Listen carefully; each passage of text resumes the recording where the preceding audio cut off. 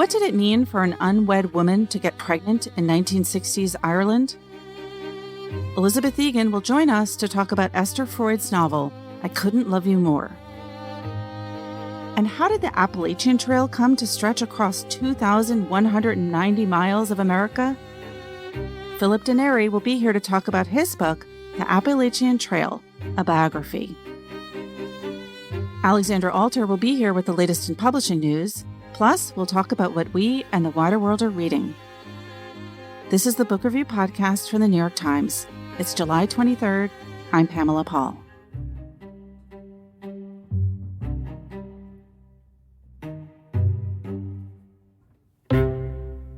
Elizabeth Egan joins us now to talk about her latest pick for group text. Hey, Liz. Hi, Pamela. Thanks for having me. What's the book?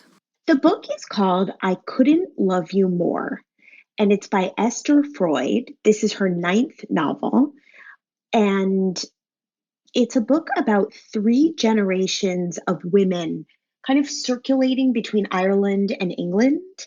And the first one is a woman named Aoife. We get to know her in the 1930s, then her daughter Rosaline in the 1950s, and then a woman who we find out, and I'm not giving anything away that you won't learn fairly early in the book, is Kate, and we meet her in 1991.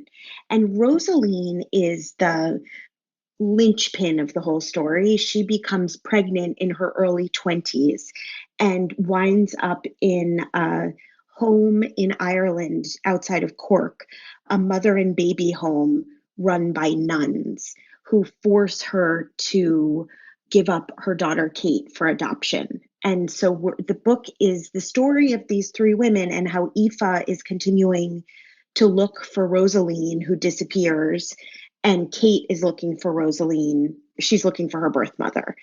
And it's this incredibly powerful story about mothers and daughters, and also an interesting and really heartbreaking look at what was happening in Ireland at the time that really went on for about 100 years, where the Catholic Church ran they were like prisons for women who were in trouble in some way. And they forced the women to change their names and to give up their babies. And it's an incredibly heartbreaking look at that legacy of secrecy. Now, they weren't called prisons. What were they called commonly? They were called Magdalene laundries. I don't know if they were called that at the time, but that's how they're known now. The last one was, I believe, in Dublin and closed in 1995 or 1996. This is not ancient history. There have been a few movies and books about what went on in these places. One of the most famous ones is Philomena, and then there's another one called the Magdalene Sisters. And it's this sort of Dickensian scenario where once you went in, you couldn't get out.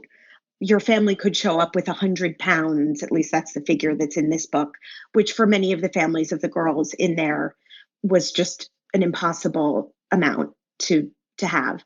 And the women would stay there and care for their babies until they were, say, 2 or 3 years old. And then without warning, they were taken away.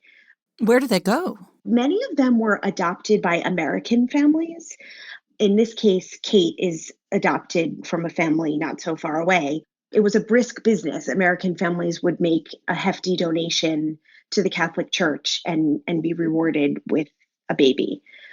And one of the things that most interested me about this book is that in the stories I've read in the past, usually the girl's family turns her over to the home. Either she's pregnant or she's just rebellious. And as I said in my review, maybe a little bit mouthy. The women did not have to commit a terrible offense to wind up in one of these places.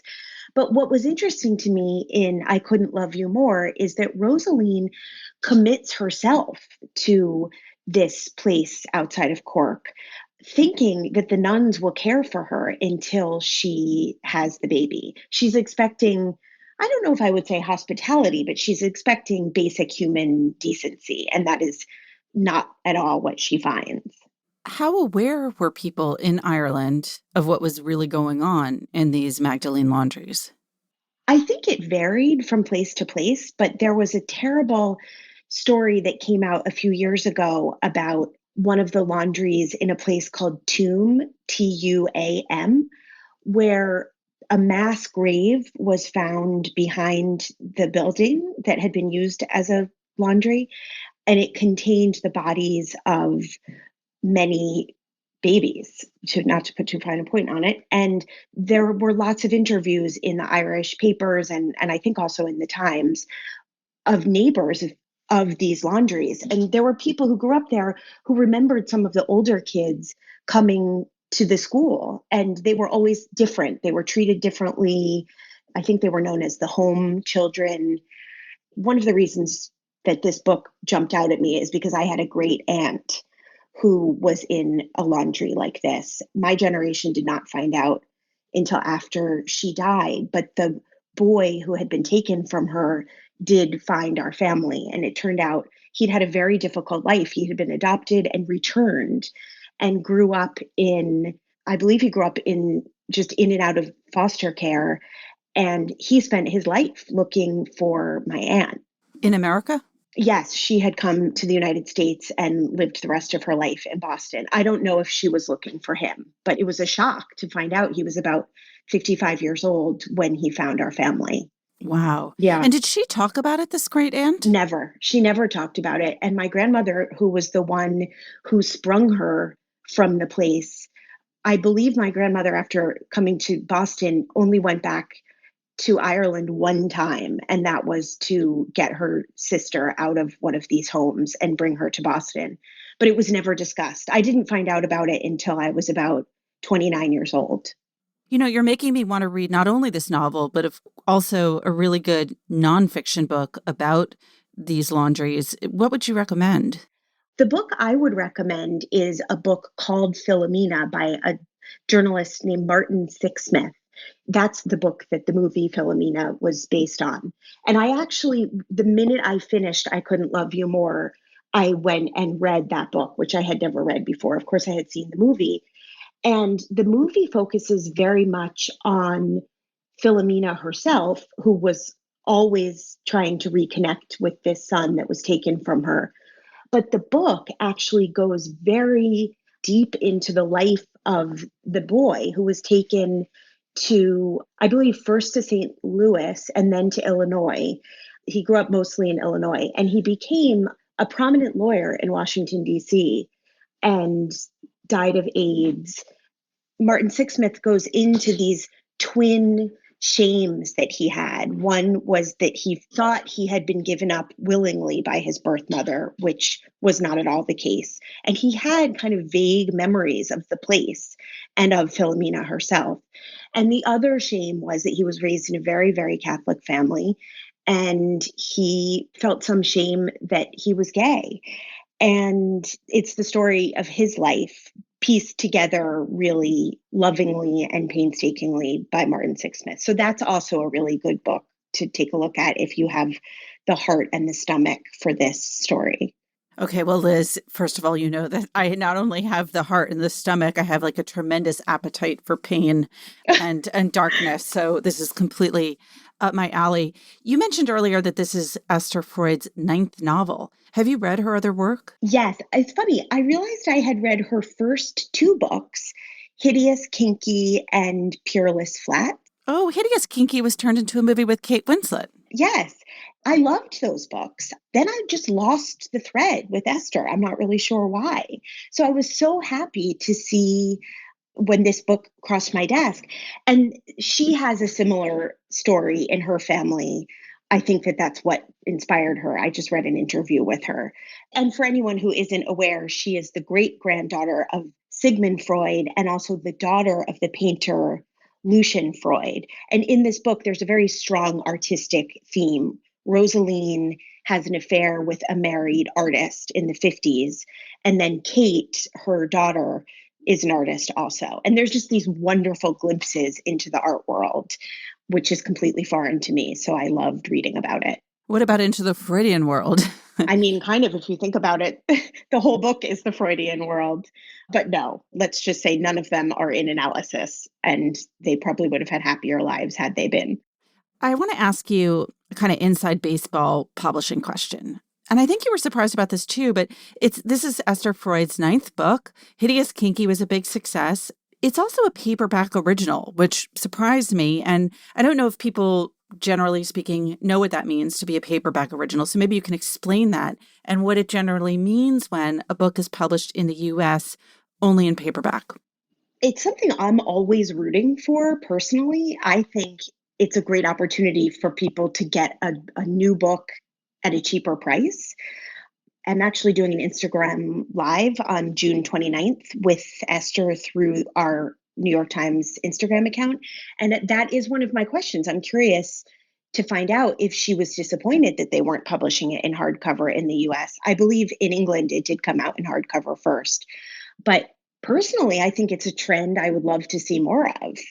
My theory is that books often come out as paperback originals here when they have already come out in other countries, usually the UK, but also often in translation from Europe, where maybe US publishers don't see a huge market opportunity or as big a market opportunity as they do for that author's country of origin. But I personally have always found, like you, that they tend to be really interesting books because they aren't necessarily written for American audiences. And so sometimes the stories, as this one does, takes place somewhere else or maybe offers a different point of view from ones that American readers are more accustomed to. I think there's a prestige factor to hardcover, but most readers they have their eye on their wallet. They're just as happy to get it in paperback. To me, it levels the playing field a little bit. And I'm always happy to pick up a paperback original. I wish there were more of them. Do you read most of your books in hardcover or paperback? I mean, if you have a choice. I read it as soon as I can get it. If there's a book I want, for me, it's all about speed. I would never wait to read a book I wanted. I would never wait for it to come out in paperback. But that's because I'm greedy. And that's also because this is just kind of my life. And I suspect you're probably the same way. But I completely understand the person who does not want to pay $29.99 for a brand new book. And I wish that it was something publishers did more of, publishing so-called big books right off the bat in paperback. Well, because like you, I'm in this world, I will find situations where I end up, because I'm also greedy, with both a hardcover and a paperback copy of the same book.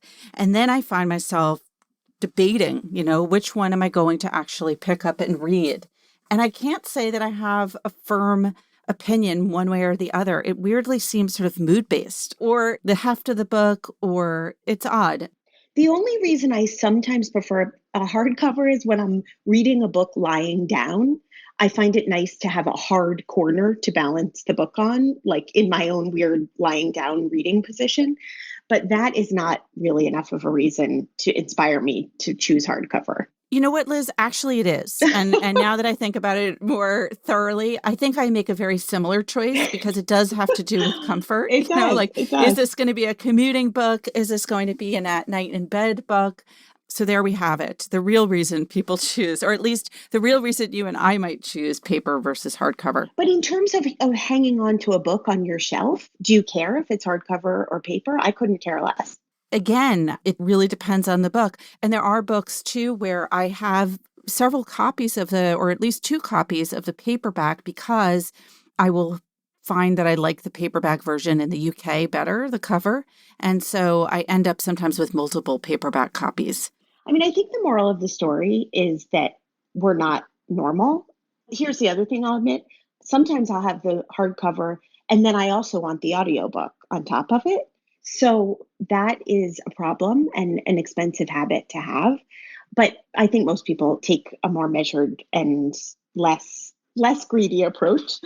But I really wish there were more paperback originals available across the board. All right. Well, this book is a paperback original. Let's give people the title, please, again. It's called I Couldn't Love You More. And the author is Esther Freud, Freud. And now I want to read it. All right, Liz, thanks so much. Thanks for having me.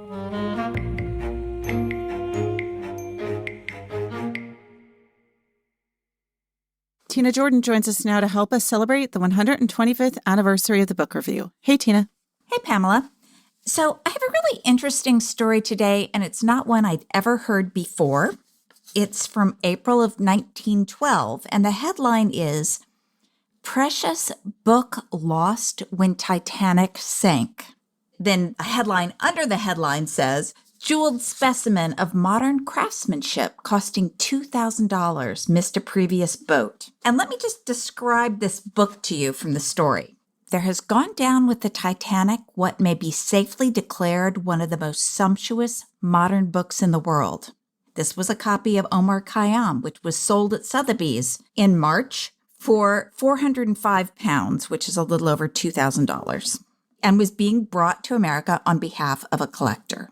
It was the merest chance that made the book miss a previous boat and sent it off to a fate which makes a climax to a series of romantic adventures. It is 3 years since the book was commissioned. Here I'm going to skip a little bit. It was commissioned by a company called Sangorsky and Sutcliffe, and that firm lavished on the task 2 years of the finest craftsmanship. They embodied in the design over 1,000 precious stones, rubies, amethysts, topazes, and emeralds. The front cover showed a group of superb peacocks, and these with their setting used up over a dozen richly colored leathers. The back cover was a field of poppies with a basilisk stealing from the eye of a skull. The grimness of the conception was subdued by the beauty of its treatment. The inside of the covers had separate design, and the whole was wrought with embroidery in exquisite gold, and the entire thing was enclosed in a carved casket of rare oak. Had you ever heard that story before? No, I've never heard of that, and I'd never heard of this book.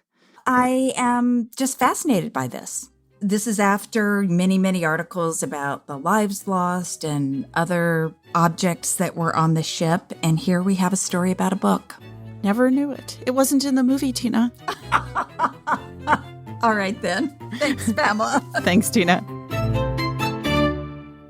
Philip Denary joins us now from Ann Arbor, Michigan. His debut book is called The Appalachian Trail, a biography. Philip, thanks for being here.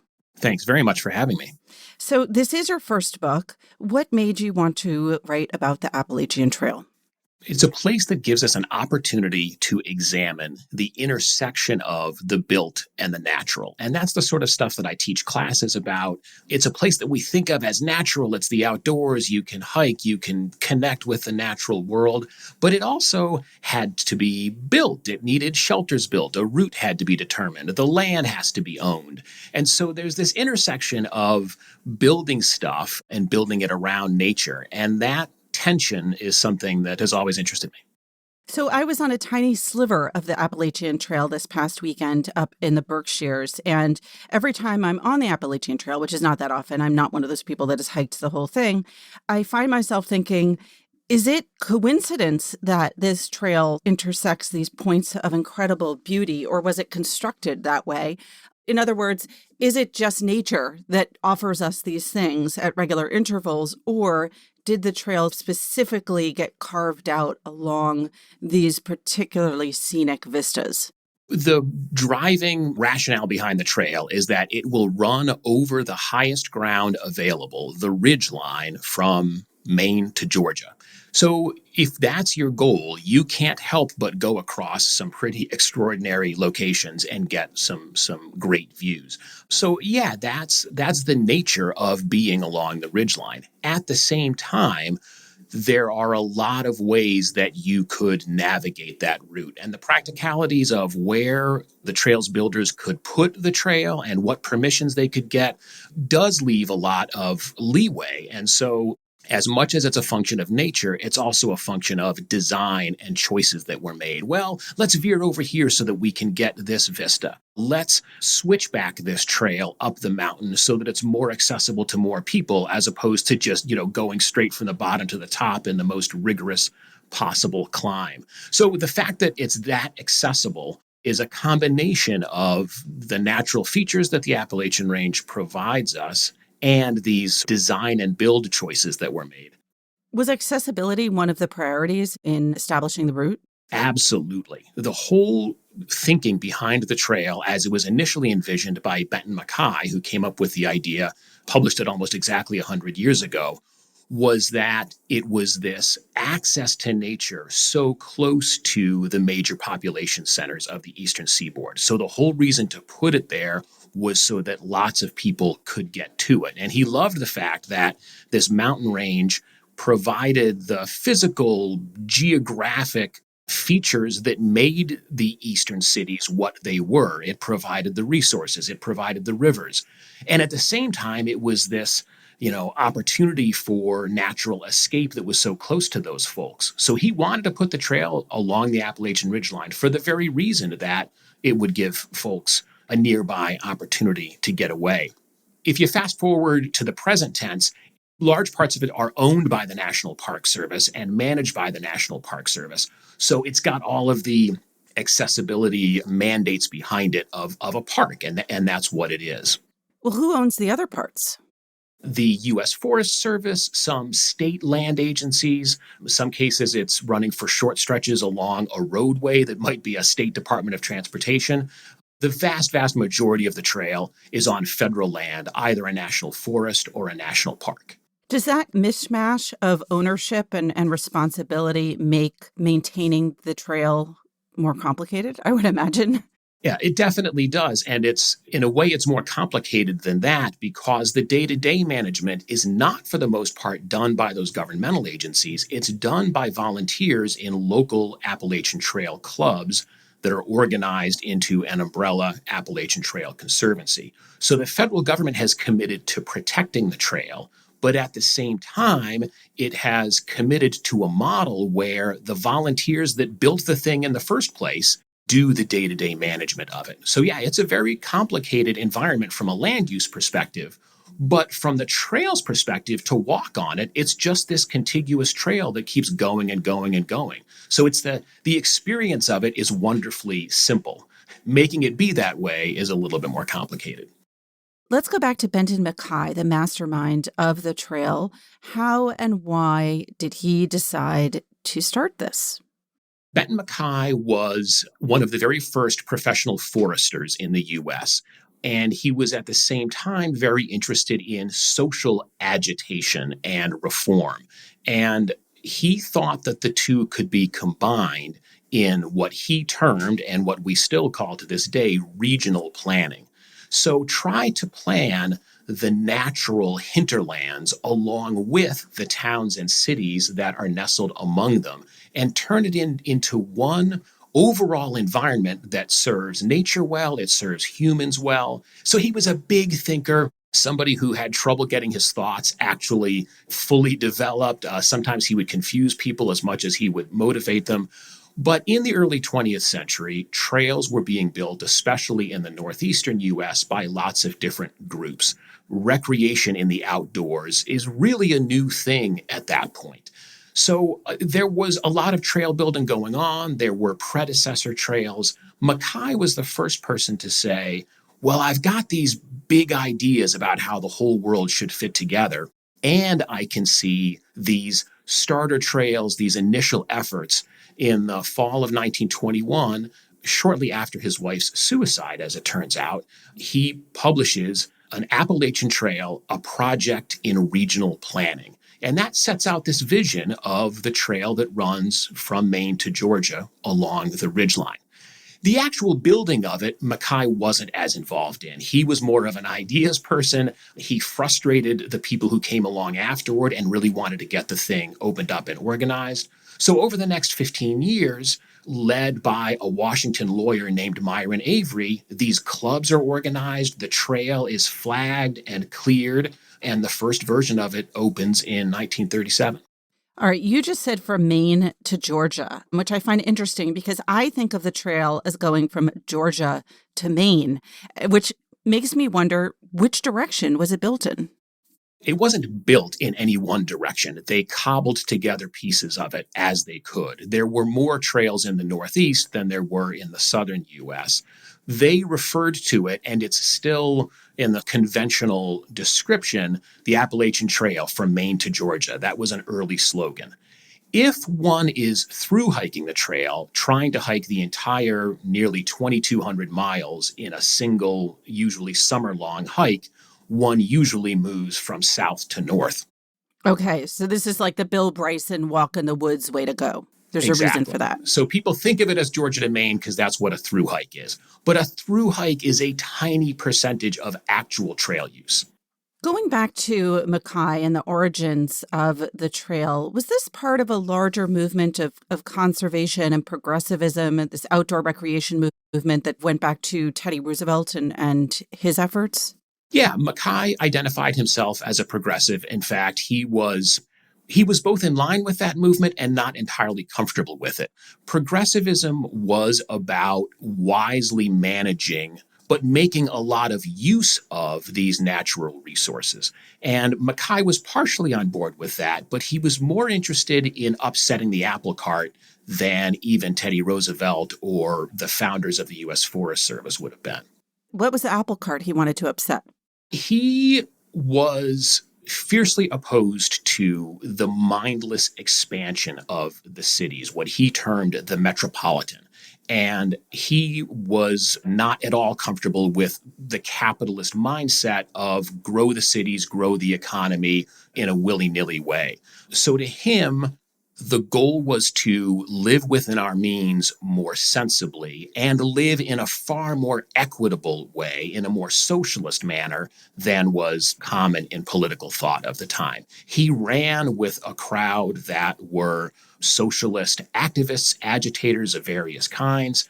His wife was a peace activist and a leading suffragist. So to him, it all fit together. And he was one of the first people who put the conversation about nature and wilderness and outdoor recreation right in the center of the conversation about social equity. At his time, and frankly, for most of the history of environmental thinking, those two things have been largely kept separate from one another. What makes the Appalachian Trail different from other hiking trails? The first thing is just how long it is. Now, there have since been developed other long distance trails. The fact that it's got this combination of, it seems like, and it feels like when you're on it, a portal into the wild and nature.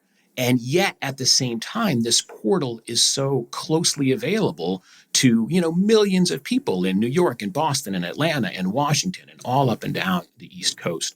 It also has developed this, this set of stories that we've told about it. People who intersect with the trail write about it and they talk about it and they tell about it. And so a kind of folklore has built up. And that used to be in books. Now it's in the incredible social media fodder that the trail provides for people. So you put all those things together and that kind of gives it its identity.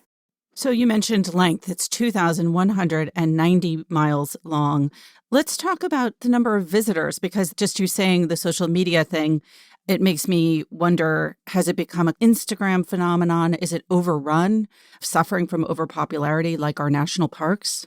Yeah, in that respect, it's like any other national park. It has become great material for Instagram. The popularity of being on the trail has increased. The popularity of through hiking has increased. That puts lots of numbers of people out there. So the trail can get very crowded. All of this usage causes, erosion and demand on the trail route itself. So the trail's managers face this challenge of, do we harden the trail to make it, less susceptible to erosion, but then does it become less of a wilderness experience? But there's no question that in the first 20 years of the 21st century, with the rise of the internet, so too has there been a tremendous increase in usage. What does that mean, hardening the trail? Does that mean concrete? Only in a very few places would it mean concrete, and concrete that would otherwise be there. But hardening the trail can mean everything from wood chips to gravel to building stone steps into a hillside instead of just having people, scurry up the dirt trail. There's a whole science to how can you keep a trail usable over the long term? Because if you don't, all of these foot treads, all of these footfalls, they kick away the leaf litter, they kick away the dirt, the water starts to run through there, which exposes the tree roots, and it becomes a thoroughfare like any other. How many people go on the Appalachian Trail in a given year? The ballpark number that I've frequently seen used is around 3.5 to 4 million people. But again, most of those are, hey, I want to go for a hike nearby. I'll pull up in a parking lot at this trailhead and I'll be gone for a half day. Or you might even find yourself in Shenandoah National Park or Great Smoky Mountains National Park or Bear Mountain State Park north of New York. And it just so happens that the nearest trail is the Appalachian Trail. And so you go out on it for a short while. So the really hardcore long distance hikers that are doing either a full through hike or a several day hike, they are a massively important part of the AT community. But in terms of distinct individuals who are just putting feet on the trail in a given year, their numbers are, not as large. Tell us about Earl Schaefer and Emma Gatewood, speaking of those hardcore entire trek hikers. Earl Schaefer in 1948 and Emma Gatewood in 1955 through-hiked the trail. Schaefer's through-hike is widely recognized as the first solo through-hike of the trail, from the southern end to the northern end in one trip. And Gatewood's was the first solo through-hike by a woman. But they're very different. And she was not a young woman, right? No, she was not a young woman. She's more colloquially known as Grandma Gatewood. She was 67 the year that she completed her through hike. So Schaefer and Gatewood were very different people. Schaefer, a young man just out of World War II, not comfortable in the world and upset with it for a variety of reasons, sets out on what, I think sort of fits into the classic loner story of I'm going to set myself a challenge and I'm going to be alone in the wilderness and I'm going to come out of it a better person. And that's really the foundation of this through hike folklore that I was speaking about. Gatewood was very different. She was born and raised in the Appalachian Mountains. She saw that world as a place to get a livelihood out of, as opposed to a place to escape to and prove your natural bona fides.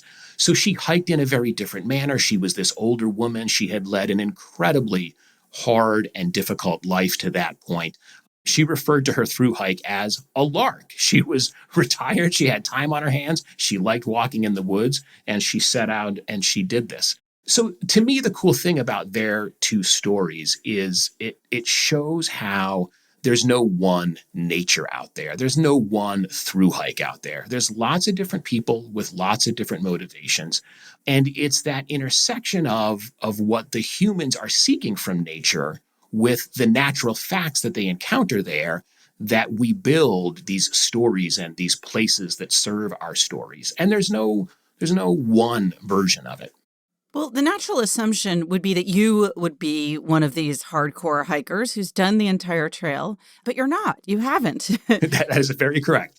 I've hiked short stretches of the trail in each of the 14 states that it passes through, but I'm not a through hiker. I'm not a long distance hiker. And the reason that I think that can be a benefit is, two reasons. First of all, the number of books written by through hikers about through hiking is enormous. There was no way I was going to add to that literature. But the other thing is the AT is a place for so many people that aren't through hikers. It's even a place for people who don't set foot on it. It's got this prominence, this sort of mythology about it that we all connect to. Just the idea that there's a trail out there that once you get on it, you can go and go and go for practically as long as you want to, is something that many people get attracted to. The whole reason that the National Park Service is involved is because in the 1960s, a U.S. senator from Wisconsin who had never set foot on the trail heard that it needed protection and brought the federal government's attention to it. So the story that I was trying to tell was not one of the veteran hiker who looks at it from that perspective, but kind of from the perspective of, well, for the rest of us that value that this place is out there, what can we learn about why we're connected to it, either as individuals or sort of more collectively as a society by looking at its history? Let's go back to that Wisconsin Senator Gaylord Nelson for a moment. Why? What made him, he's out in Wisconsin, become the person who spearheads legislation to provide federal protection for the route? Gaylord Nelson was one of the founders of modern environmentalism in the 1960s. In fact, after he introduced that AT legislation, he went on to organize Earth Day in 1970. And those two stories, the emergence of modern environmentalism and the protection of the AT, go hand in hand with one another. Because what modern environmentalism was a backlash against modernity. It was a set of frustrations and concerns about pollution, traffic jams, urban sprawl, all cooked together into this need for some place that we could protect and go to that provided some relief. And Nelson was one of the very first people to pull these threads together from a politically prominent place. And so to him, even though it wasn't in his state, it was a part of this larger commitment to the environment that he and a handful of people were beginning to think about. And that's why he got the legislation started. Okay, well, that brings us to the final question I want to ask, which is inevitable. We're talking about Earth Day. You mentioned erosion earlier. How is climate change affecting the Appalachian Trail?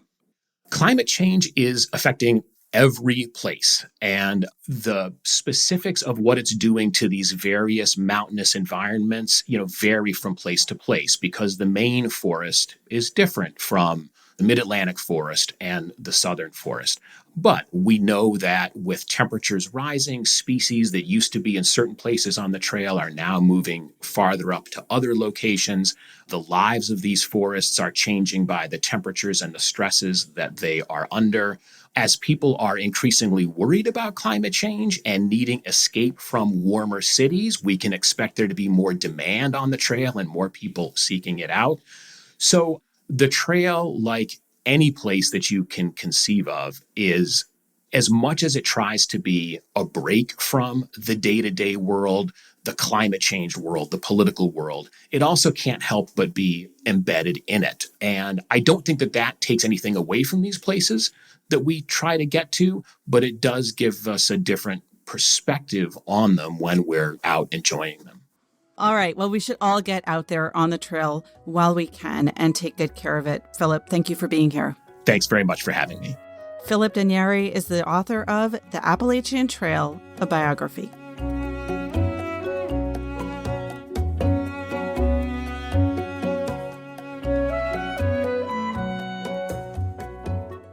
Alexandra Alter joins us now with some news from the publishing world. Hey, Alexandra. Hey, Pamela. So this week there were some major book deals announced from pretty prominent public figures, and both of them went, not surprisingly, to Penguin Random House, which is the largest publishing company in the United States and is able to provide massive advances to authors of a certain stature. So two of the buzzy deals this week include Prince Harry's memoir, which is going to be published by Penguin Random House and is tentatively scheduled to be released in late 2022.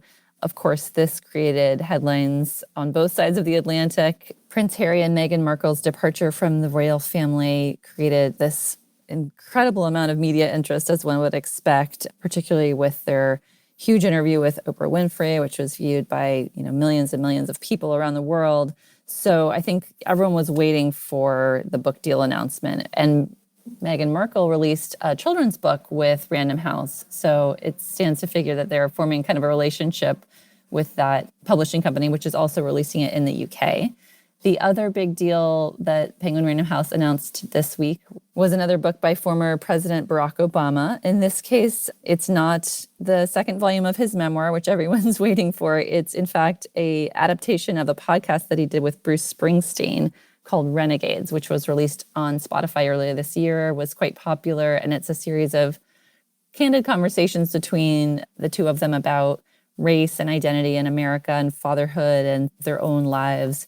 And with this book adaptation, Penguin Random House is continuing its relationship with Barack Obama. Crown has published all of his books. His most recent memoir was a huge hit, sold more than 8 million copies. Michelle Obama's memoir, Becoming, also published with Crown, sold more than 16 million copies worldwide. That's since its release in 2018. So with this book, there's a pretty obviously avid readership for books by the former president, but Bruce Springsteen has his own audience, of course, and his memoir, Born to Run, which was published by Simon & Schuster, was a pretty big bestseller as well. So it seems like a sure bet to bring those two together in a book. And they're also including lots of photographs and annotated speeches by Obama, handwritten lyrics by Springsteen. So they're trying to dress it up a bit as more than just podcast transcripts. And that is probably a good idea since they're planning to charge $50 for the book. It's one of those oversized illustrated editions. So, okay, I have to ask a money question now that you've brought up the cover price on this.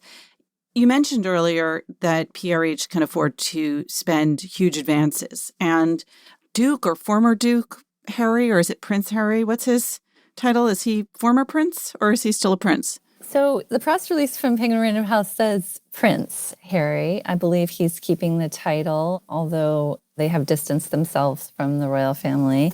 All right, I'll call him Prince Harry. So Prince Harry probably doesn't need the money, and neither does former President Barack Obama, and neither does Bruce Springsteen, although you mentioned that PRH can pay these big advances. Have they respectively pledged to give the proceeds to charity? Prince Harry has said he'll be donating the proceeds from his memoir to charity, and Penguin Random House did not reveal the financial arrangement that they reached with him, as is typical. They don't usually announce these kinds of things. And in terms of the Obama's deal with Penguin Random House, that's been widely reported to be a record-breaking deal that they reached for their memoirs collectively, which was more than $65 million, an astonishing figure.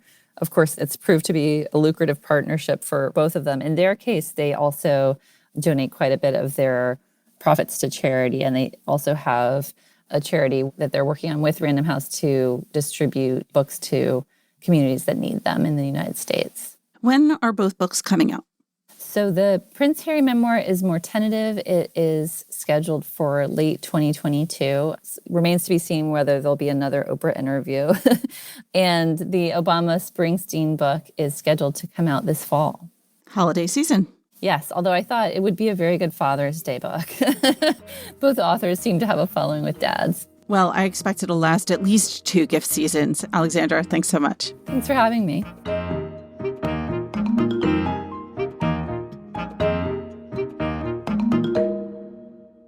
Greg Cowles and Lauren Christensen join me now to talk about what we're reading. Hey, guys. Hi, Pamela. Hey, Pamela. All right, Greg, let's start with you. What have you been reading? I'm reading a big nonfiction book that came out earlier this year by Patrick Radden Keefe, who was earlier the author of the book Say Nothing about the IRA and a woman who disappeared in Northern Ireland. This book is very different. His new book is called Empire of Pain, The Secret History of the Sackler Dynasty. And it is about the Sackler family who owned Purdue Pharma, who still owns Purdue Pharma, which was the big driving force behind the opioid epidemic through their product OxyContin. And Patrick Radden Keefe is a staff writer for The New Yorker. He's an investigative journalist. And so I went into this book expecting that it would be a look at the opioid crisis itself. And it's not that. It's really more of like a family history and a business history, deep dive into the Sackler family, starting with Arthur M. Sackler, who was their patriarch, who kind of revolutionized medical advertising back in the Mad Men era when consumer advertising was getting off the ground the way that we think of it now. He had the idea that he could apply those same techniques to medical advertising. I mean, he took out ads in medical journals and he had doctors making recommendations to their peers. He brought a lot of the techniques of just consumer advertising to marketing pharmaceuticals. And it was the dawn of branding pharmaceuticals instead of just having like snake oil salesmen off the back of vans. This was the rise of the big pharmaceutical companies. And eventually he and his brothers bought this little outfit, Purdue Frederick, that they became Purdue Pharma. So it's this whole generational saga. Where I am now, we're in the 2000s, and Nan Goldman, the photographer, is protesting their marketing of OxyContin because they're just raking in billions and billions of dollars a year, getting people addicted to things. And they know that they're getting it addicted. It's not about the opioid crisis per se. It's more about this company as kind of merchants of death and how hard they worked to shield that fact from the public. Their name wasn't associated with Purdue Pharma. They were big philanthropists and donors. And so it's this look at capitalism at its most cutthroat and this secretive family. It's really fascinating. Directly torn from the headlines reading. It is. It's funny because I don't read much nonfiction. I'm just much more of a fiction reader. So this it feels like reading a long New Yorker article. Patrick Radden Keefe did start out writing about the Sacklers for the New Yorker. He wrote a long article about the family that then became the basis for this book. He refers in the book to that reporting and the alarms that it raised within Purdue Pharma. And he became a target of the company hired detectives to stake him out and try to uncover what he was writing about and try to counter his negative publicity. It's journalism, not literature, but I don't know how to draw that distinction. It's called literary journalism. Yeah, it is literary journalism. It's very clear, crisply written, very well laid out. And he's telling a real story with real anecdotes and a sense of what's going on in the culture. It is literary, if not literature. And it's just this immensely gratifying context to something that's been going on for a couple of decades, at least in this country. Greg, if you haven't already seen it, after the book, I would recommend Crime of the Century. I can't remember what network it's on, but it's a documentary that actually Patrick Radden Keefe is like one of the main interviewees driving this story. But it tells this story in an additional way, which is interviewing several families of people who've died of overdoses from opioids and current users. And it's really, really fascinating. I haven't seen it. I would love to see it. I'd also love to go back and read. He mentions this book, Painkillers by Barry Meyer, the former New York Times reporter, as an earlier look at the opioid crisis. And he talks about how even as a lot of attention was being brought to bear on OxyContin, it wasn't brought to bear on the Sackler family themselves. But I'd like to go back and look at some of the earlier reporting to get kind of a more complete sense of all of this. He raises some really interesting things about how money and philanthropy isolates a family from the source of the money. He looks at different branches of the family. The brothers split off, and Arthur, the patriarch, died in 1987, and his children sold their share of Purdue at that time. And so they claim, oh, OxyContin doesn't touch us. And yet he makes the point that Arthur is the one who developed all of these marketing practices that we still think of, not just from Purdue Pharma, but for the pharmaceutical industry in general, the armies of salespeople who go out and ply doctors with dinners and golf tournaments and things like that. This was all Arthur Sackler's innovations back in the late 40s and early 50s that kind of created the ground that we're still walking on. Kind of like the ultimate consumer demand. And that's not necessarily a great driver of value. Of medicine and healthcare. Right. Lauren, what about you? What have you been reading?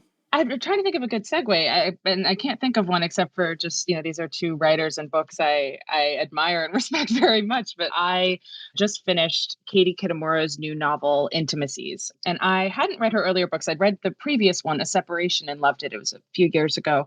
This one is narrated by a court translator at The Hague. She's just moved there from New York. Her father's just passed away, and she's sort of a wandering soul. She feels very alone. And it's her job at The Hague to translate into the native language of a former African president, the accusations that are being held against him, which involve really serious war crimes, mass killings, genocide. And it's the nature of her job as a translator that she's the only person in this courtroom who's able to speak his language. So they're literally talking directly to each other. Obviously the words aren't hers, but it does create this twisted intimacy between them. And then, meanwhile, there's another thread of the book, and the narrator has fallen in love with this man who is still married, but he's separated from his wife, who is living with his children in Lisbon. And he leaves the narrator at his apartment. They're involved, and he says, just stay at my apartment while I tie up loose ends with my ex in Lisbon. And it ends up being much longer than the narrator had budgeted for. And she's just finding herself in this unintended intruder position in this man's home. And there's a weird intimacy there, right? Like living in this person's home without him, who she doesn't really know very well, and not knowing when he's coming back. And then this third thread, still bear with me, is just this street crime that the narrator witnesses. Some guy is just quote unquote randomly mugged, and then just through her proximity to this crime that she just happens to know about, she starts learning all these things about this man's life, that the victim's life, that she had no business knowing. I think the thing that I found so mesmerizing about this book is that all of the intimacies they're accidental, and they're also really uncomfortable. They're byproducts of proximity, of nearness, which is a very urban condition, I think, rather than the result of any kind of emotional closeness, which is what we usually think of, or what I usually think of when I think of intimacy. And so as a result, this woman can be stuck in several intimacies while also just feeling so alone. One other thing I'll say about this is Kitamura's voice, I think, is really singular in this cool, detached, almost emotionless, but you can feel the emotion, but it's not forced on you in any way. And there's something really, I don't want to say hypnotic, it's like disorienting to hear about, quote, intimacies being narrated from such a remove. You feel distant from it. It's such a fast read. It's really fascinating, and it contains so many levels. I really recommend it. I know, Pamela, you were really into it too. Yeah, I love this book. And I think some of the words you use to describe it are words that I would use as well: mesmerizing and hypnotic and disorienting. And I felt like that was all seemed very deliberate on her part. We'll find out more, I should say. Katie Kitamura is going to be a guest on the podcast, so I will definitely ask her about a lot of this. But Dwight Garner in his review described it as casting a spell, and that felt accurate to me. It's an extremely immersive reading experience where I joked with you, Lauren, after I finished it and said, what I want to do is go to The Hague right now and be a translator. And you were like, that's the opposite of what I want to do. I think also because you had finished the book. I mean, I do actually want to go to The Hague. There's a painting that she describes to you in the book. Oh, yeah. That then I don't know how anyone could read this and then not look up the painting after, but a painting, a 17th century painting that's in the museum in The Hague. And so now I want to go, even if just to see that painting in real life. The part of me that said I wanted to be a translator stemmed from an early portion of the book where she describes what it is a translator does. And this often happens to me, whether it's reading Studs Terkeller, a novel in which someone works in a field that I'm completely unfamiliar with, that I suddenly become persuaded that that job is the most important job. It's like if you're reading a book by a surgeon. Pharmaceutical sales. Well, no, not. But, when you read a book by a surgeon or with a diplomat at its heart, this you begin to realize, and I think maybe especially as a word person, how crucial that role is of translation in a situation like an international criminal court, where not just the words you choose to use when translating someone's speech is important for legal reasons. The words that the translator chooses could make the difference between conviction and acquittal. And also, the tone in which those words are delivered is also really important. If you watch any legal TV show like The Good Wife or anything else, you realize so much is about the witnesses being coached to seem a certain way, to come across as a certain way. Well, if your words are being translated, then you're the one that is embodying